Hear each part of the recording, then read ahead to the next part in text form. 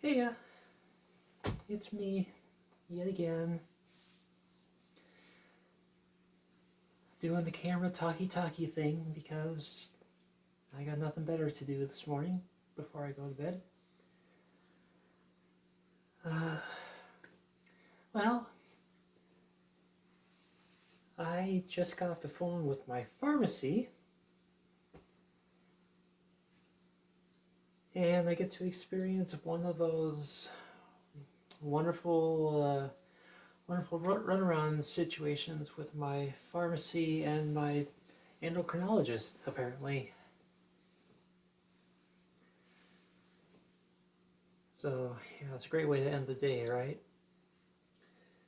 So, apparently, sorry, my hair's tangled up. So what happened there was I got my estradiol prescription refilled about maybe 3 weeks ago,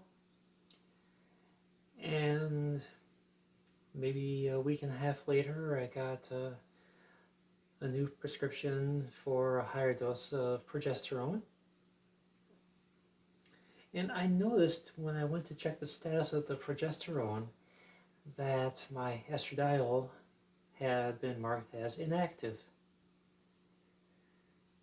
Okay, so this is kind of a big deal because estradiol is my primary hormone medication.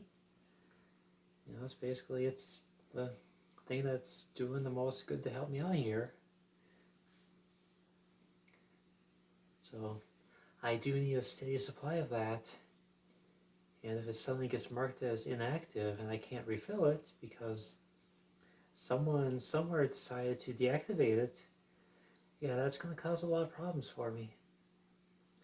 Now, luckily, I had just refilled it about 3 weeks ago, and I have a reserve supply from a prior prescription.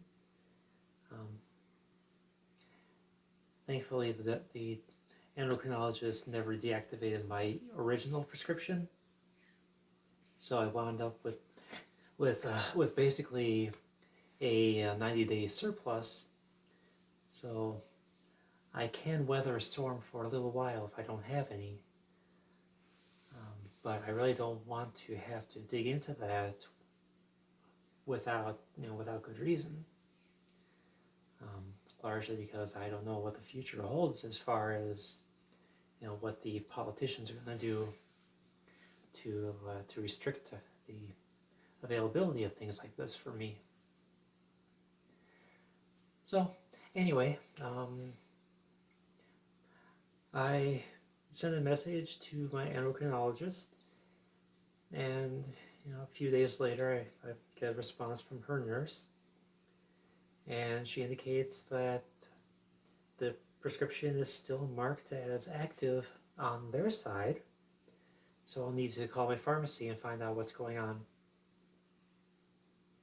So this morning, the one-time 24-hour pharmacies are now only open 12 hours, so I had to wait for them to open this morning. I give them a call and speak to the pharmacist, and she notifies me that the script was marked as inactive at the behest of someone on the clinic side. So here I am having to figure out, why I'm getting the runaround now. It's a she said thing because, I got a doctor saying that that's still active. I got a pharmacist saying that, that it's inactive because the doctor said so. So I had the message again saying that this is what the pharmacist told me. But what do I do? What am I supposed to do as I slowly dwindle down my supply? I mean, can I trust that this will get resolved before the next refill is due. Now, granted, I've got about 2 months and 2 months and change before the script is due for a refill, but I don't want to get down to the wire and find out that I have to start digging into an emergency supply just because someone somewhere done fucked up. But in the meantime, I'm just sitting here dawdling, twiddling my thumbs, going, okay, am I going to wind up running out because someone is trying to gatekeep me? Now, honestly, I don't see that happening from my endocrinologist. I don't see it happening from her nurse because they've they've both been steady. They've both been easy to work with in the past. I got cat hair. Got cat hair on my lip. So they've had my back since day one, and I see no reason why they would try to sabotage me. So I just want to know what happened, why I suddenly have a script that I've been getting for almost 2 years all of a sudden is now inactive because someone decreed it.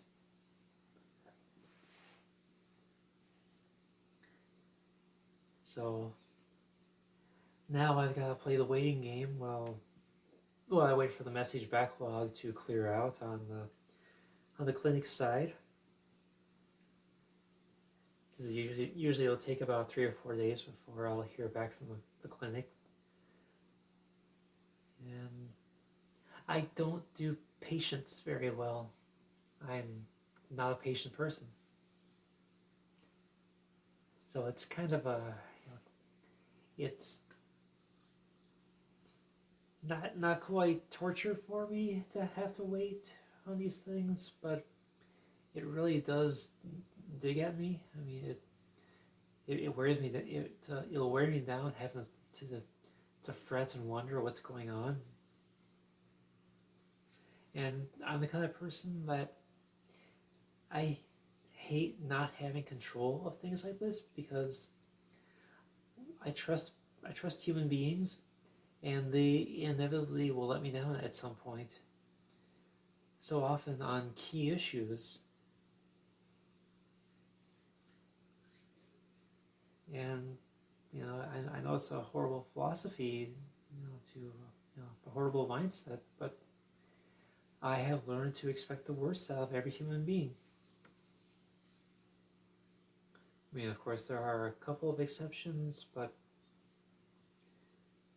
I've learned to hope for the best, but expect the worst, and expect that someone who has promised to follow through to fall flat.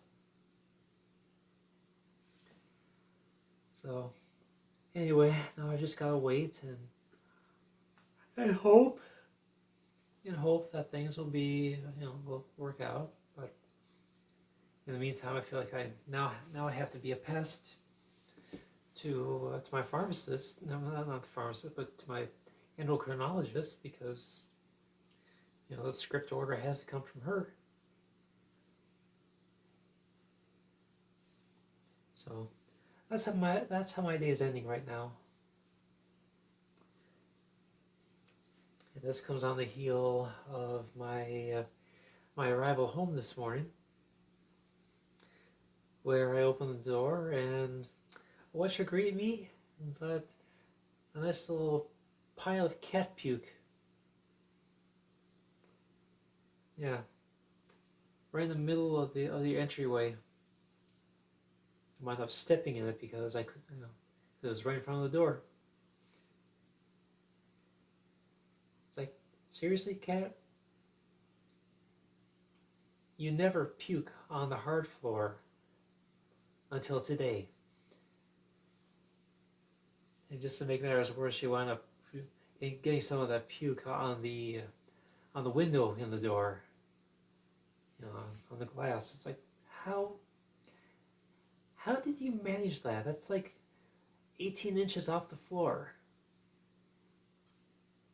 But somehow you managed to get puke on there too. It's like, God damn it, cat.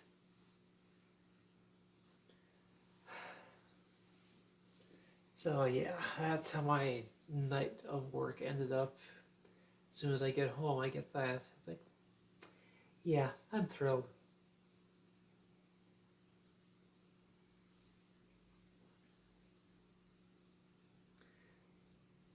But, what can I do? I guess the go-to would be shopping therapy. I've spent so much money lately that it's become a problem.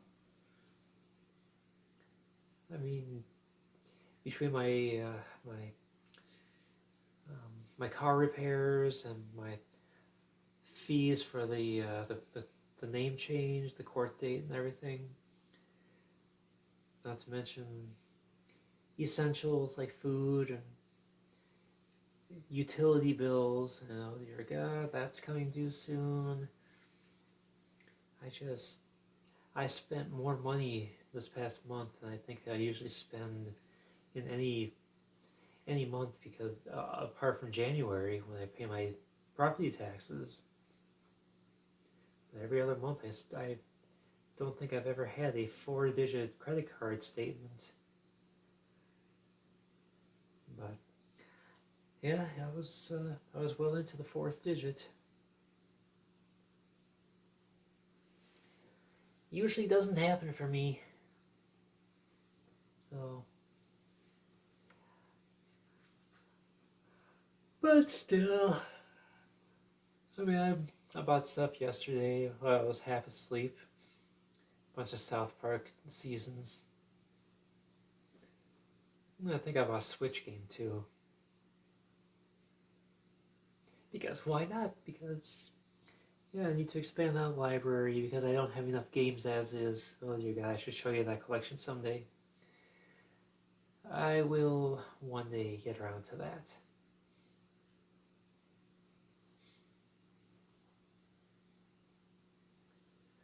So, anyway, I'm just trying to practice my voice a little bit, see if I'm making any progress. I really don't think I am at this point, but I guess as long as I'm not regressing, then I should take that as a win. But still, I'd like to have a voice that actually sounds like that of a regular cisgendered woman, but I don't think I'm ever going to have that. Much to my dismay, because I just I can't hold it. I can't hold it, especially at a loud volume. I subconsciously will dip back into the lower octave, and I'll sound like my old self again, because I'm guessing because I had 39, 40 years of speaking with the natural voice, and old habits die hard and all that shit.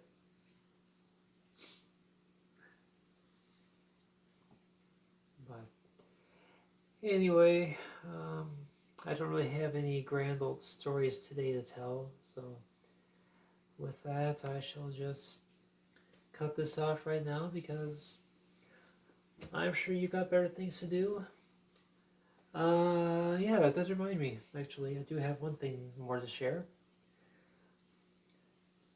So, recently I had been talking with my one brother, the supportive one that lives locally, and we have been discussing about how I would approach my name change and telling the family about it. So he actually volunteered to tell our mother about it, because I knew she'd be pissed, and I'm trying not to rock the boat too much on things, but it's inevitable that I'm going to do it. But anyways, so he wound up letting her know about my court date, my name change. And apparently it went fairly well. She's a little pissed about it, but not to the extent that she is like willing to disown me or anything, which honestly shocks the hell out of me at this point. But anyway, I had a really bad thought last night when I remembered that I come from a family of gossips. So yeah, I realized that one family member finds out, and she is going to tell the rest. So my plan to keep my name change, a secret from the family until next month, I mean, that just kind of went down the drain. So I went ahead with that in mind, and I just wound up making myself visible to all family members through Facebook. And I'll just let them find me organically or by pure chance, however they want to look at it. If they want to befriend my current account on Facebook, that's up to them. But I am, in retrospect, a little upset that I didn't think about this beforehand and didn't ask the brother to wait, because I wasn't thinking about the gift of gab that my family members have. I really don't have it myself, but then again, I'm a total anomaly in the family. So, and yeah, the brother who I gave permission to, he's not much of a gossip either. So I could trust him with it. It's just the rest of the family that I'm a little wary about, because they're, I don't know, they talk. I know they talk about me behind my back. I know they've been talking about me behind my back, because I found out that they knew about my coming out as trans several months before I was ready to tell them, because a family member blabbed to them. So anyway, yeah, so I'm going to see what happens from here on out. If any of the family members recognize me, my current appearance. I mean, I don't look that much different than I did the last time any of them saw me, but I would like to think that I have changed enough that they might have to do a double take.